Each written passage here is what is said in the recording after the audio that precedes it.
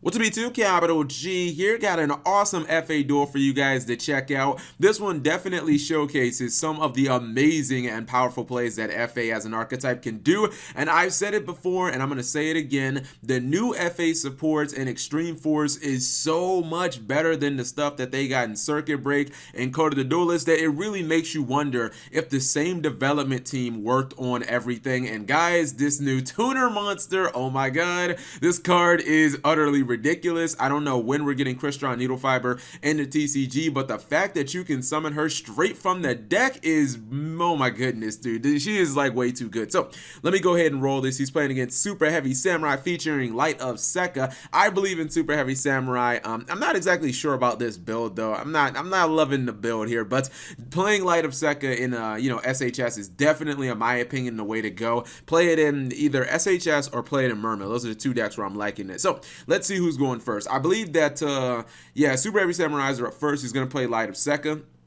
Maybe you could have argued, like maybe he could have done that first just to see what he was going to draw before he made his play. But I mean, it's a pretty good. He has a 2800 defender, and if this card is actually destroyed, I mean, it can summon itself back during the standby phase after it was destroyed by a card effect, which is awesome because then it won't be clogging up your extra monster zone too. So the Stealth Ninja, like, this is a pretty good turn one for Super Heavy Samurai. It's not like amazing, but it's pretty good. So he's gonna summon the Navigator, the Destrudo like card. He's gonna go into his Motorhome, which is pretty damn powerful. It goes to being level 11 during the battle phase, so that's pretty strong. Not only does it gain stats, but it also makes it so it can't be destroyed by battle, which is really important. Like, I don't think people know that the fact that because of the new Grand Prix field spell, like, this card, as soon as your opponent tries to attack over it, they can't, because it's always level 11, and it's always going to be level 11 during like the main phase as well. So even like Utopia the Lightning,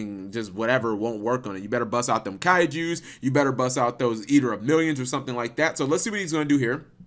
He's going to go into Crystalline Needle Fiber. He's going to summon another copy of Navigator, and you're going to see him summon a second copy of Transport. No battle phase that turn, and even when his opponent does try to force out the Crystalline Needle Fiber, or if he would try to attack it, obviously he can just tag it out for something like TG Wonder Magician. I think he Ash Blossomed another copy of Light of Sekka. I wouldn't let my opponent resolve that many Light of Sekkas. It's just too good, too many draws. Now check this out, right? Because his Motorhome is actually level 12, he's going to synchro into a Motorhome. Then he's going to special summon another Motorhome from his graveyard.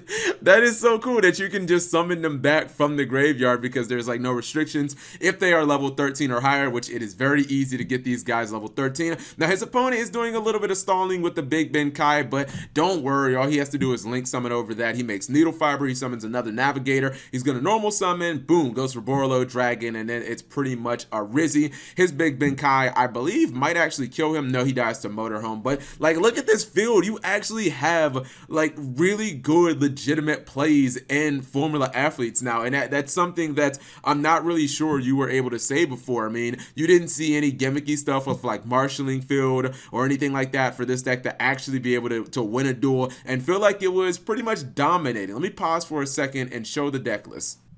So this is what the deck looks like on paper, and actually, sure enough, he did run Marshalling Field. I guess Marshalling Field is just too good not to run. Being able to take any of your FA monsters and then instantly make them level 9 is just way too powerful. So I can definitely understand that, but he didn't even need to hit it in the duel to just completely take over the duel and really take his opponent out of the game. Probably after turn 1, the second he got that Super Heavy Samurai Synchro Monster off the field. You're seeing 3 copies of Unending Nightmare. I'm actually starting to think Unending Nightmare might be really good. It's kind of expected that Pendulums are going to be a very strong deck, and even if you're not playing against a Pendulum matchup, field spells are so prevalent with Union Hanger and Trickstar Light Stage that usually your opponent is playing some type of Spiral Resort or some type of really good field spell that they want to hit. I actually have seen a lot of people play Ties of the Brethren in FA. Considering you have so many level 4 monsters and they're all machine, it's just a really good way to get 3 monsters on the board at that point.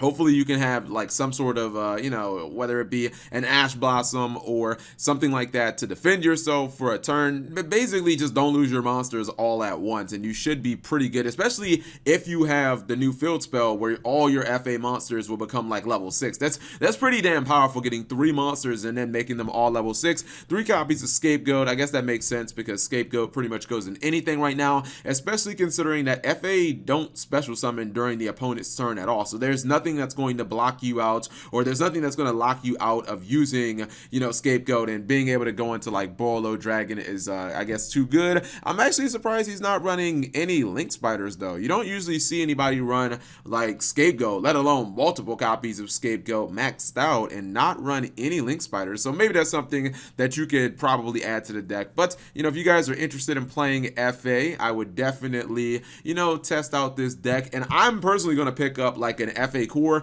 I think FA is a really good investment right now, because even if you don't think the new cards are all that in a bag of chips, maybe the support and Flames of Destruction is going to suck. But I mean, FA core right now probably costs like, I don't know, maybe $6 or something like that. I mean, this whole deck minus, Unending Nightmares and Ties of the Brethren and Ash Blossoms, you can get all the core stuff here, not extra deck, but you can get all the core stuff here for like $6.